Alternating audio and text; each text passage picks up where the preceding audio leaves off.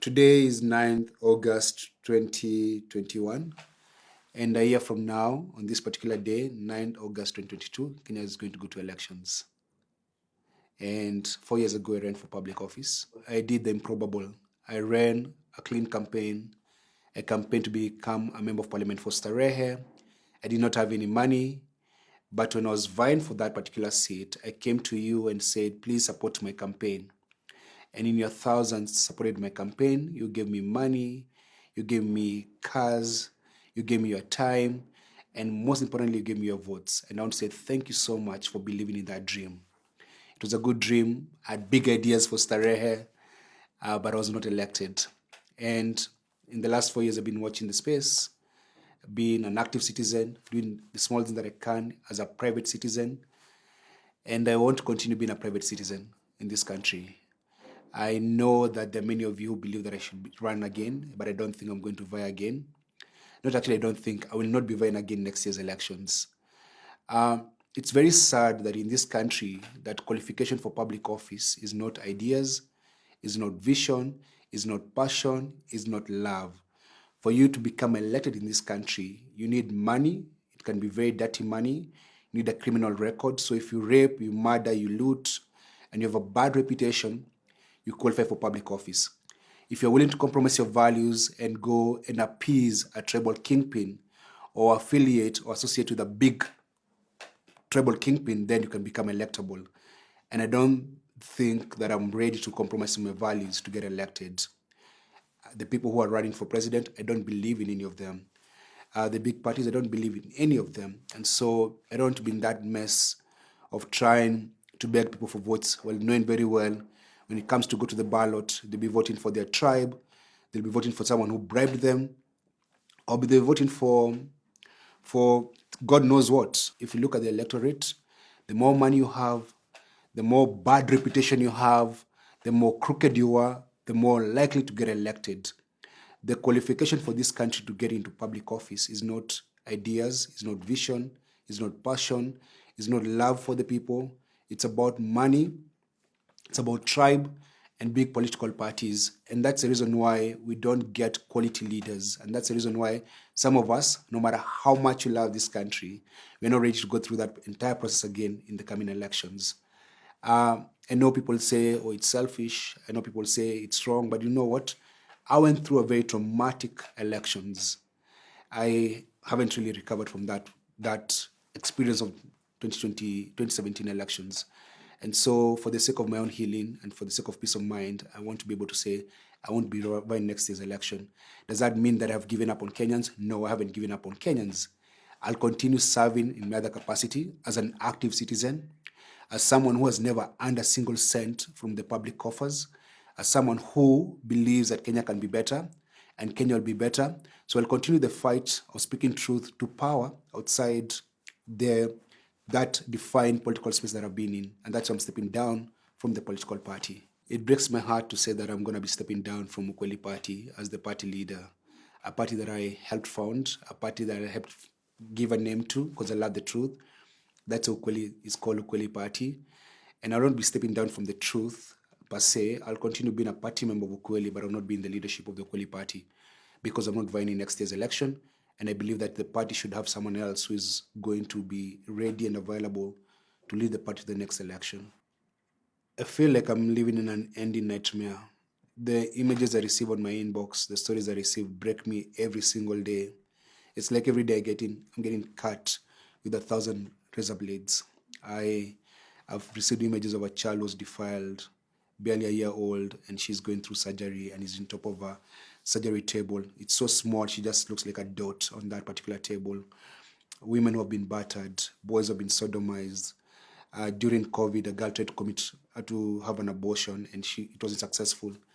And she was bleeding in her house, and her womb was rotting. And guess where she comes to me to find ways to find her a hospital that she won't get arrested for that particular thing. And so every other day, I'm in a police station, I'm calling a lawyer, I'm calling a doctor. It's just so much. And you know what's so unfortunate? We live in a country where doctors are stealing from patients, police are stealing from the citizens, pastors and imams are stealing from us, and then the politicians are stealing from all of us. So it's like a gangster nation. And so where us and might continue doing these things as a private citizen, I just want to remove myself from that public space where I'm the to-go guy because it's breaking me, it's hurting me, and I don't even have the capacity to handle it. And guess what? I am unemployed. I don't have a job. I don't work anywhere. And so I have to work as a photographer, help people do strategy, do other things. So I work for Kenyans full time, and then I work for my family part time. And I want to be able to balance that a bit more time with family and my career, and a bit with Kenyans. I still believe that change in Kenya will not come from some of us who are like in the late 30s and early 40s and older. The younger generation, the guys born in the 90s, the guy who was born when Kibaki became president, because now they're ready to vote. Those are the people who can change this country. But you know what's unfortunate? Because they're very courageous and they demand answers, that's why they're getting killed.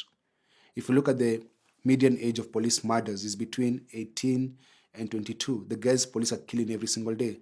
Because those young people are not actually thieves. They just know how to ask for what they believe belongs to them. They're able to say, my right. They're able to say justice, equity, equality. They're able to say those things, and that's why they're being targeted. And if we can put our hope in those young kids and inspire them that they can change this country, that their vote matters, then they lead the revolution that you want. And I think a ballot revolution is possible, but you must demand that. I have learned, and in a very hard way, that change is not a sprint. I was sprinting to the finishing line to change this country, and I've realized it's a marathon. And in a marathon, you tire and you have to start walking slowly so that you can save your energy. And what I'm doing right now is that I'm just slowing down a bit so that I don't lose my mind, because I'm almost losing my mind. I walk around every day angry with the state of this nation, angry that our kids don't have good schools in their neighborhoods, angry that there are no playgrounds in our communities, angry that being poor is a crime, angry that all of us are suffering, but you're all silent. I'm just angry. I feel like I'm angry on behalf of the entire country.